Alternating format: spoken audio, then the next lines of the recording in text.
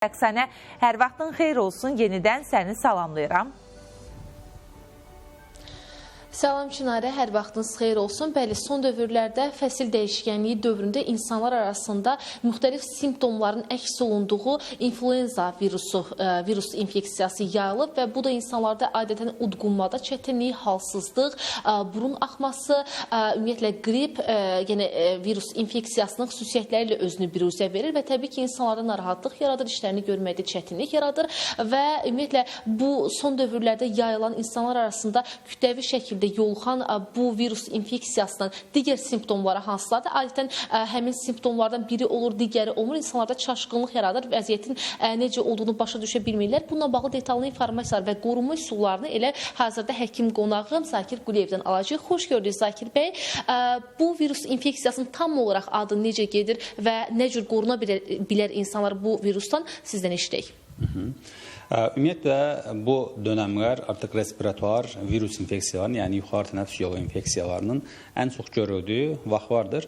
Bunların əsas səbəblərindən biri bildiyimiz kimi artıq məktəblərin, bağçaların açılması, havaların soyumasıdır ki, çünki insanlar daha çox qapalı mühitdə olur ki, və bu da insanların bir-birindən xəstəlikləri keçirməsinə daha uyğun şərait yaranır. Eyni zamanda uşaqlar ümumiyyətlə bu respiratuar virus xəstəliyinin ən rahat daşıyıcılardır. Ona görə uşaqlar arasında bu xəstəlik daha geniş yayılır və böyüklərə də keçə bilər.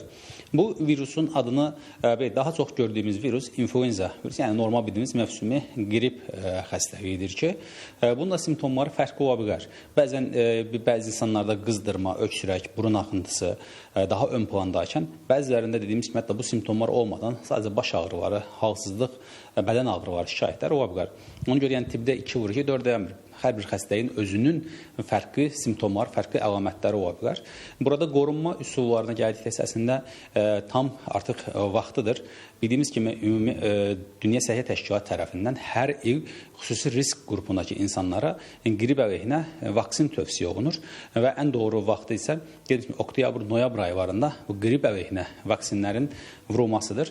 Artıq ölkəmizdə Səhiyyə Nazirliyi tərəfindən poliklinikalara bunlar gətirilib, verilibdir və tam rahat şəklində insanlar bu qrip əleyhinə vaksini vurdura bilərlər. Bundan başqa şəxsi gigiyena qaydaları burada çox önəm xüsusiyyət kəsb edir. Bəzi insanlar var ki, məsələn, uşaq evdə hər hansı halsızlığı, yorğunluğu, yuxarı tənəffüs yolu xəstəlikləri simptomları, yəni asqırma, öksürmək kimi şikayətləri var. Bu zaman uşağı mümkün qədər evdə təzyiq eləmək daha uyğundur. Çünki bu uşağın məktəbə getməsi, bağçaya getməsi bu xəstəliyin daha da yayılmasını gətirib çıxarda bilər. Əgər hər hansı bir insan özündə şikayət hiss edirsə, toplum içərisində çıxarkən maskalardan istifadə olması mütləq vacibdir. Bundan başqa da immun sistem isə bu xəstəliklə mübarizədə çox önəmlidir. Buna görə də normal qidalanma, balanslı qidalanma, bol miqdarda maye qəbulu, yuxu rejiminə riayət olunması, stres faktorunun idarə olunması da güclü immun sistem üçün çox-çox vacibdir.